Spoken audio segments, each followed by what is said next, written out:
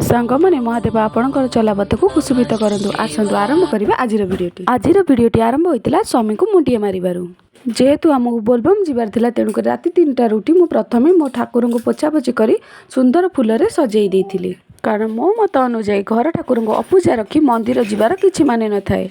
मु सब बेले मंदिर जीवा पूर्व घर ठाकुर को पूजा कर देई थाए। जेहेतु मु बोलबम जीवी ओडिया घर नारी माने सिंदूर अलता बिना कौन सी पूजा बसवा संभव हुए नहीं। तेणुक मु आग अलता लगे देइथिली। आउ एठी मो अलता सिंदूर लगी रेडी हो जाइथिली बोलबम जीवा पई।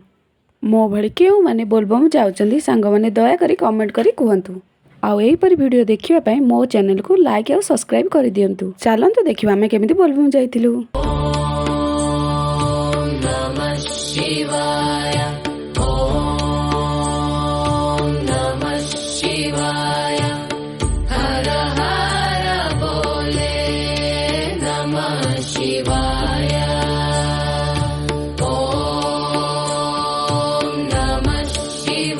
महादेव आपण चलापथ को कुसुमित करंतु। यह कामना करी शेष करुछि एही वीडियोटी।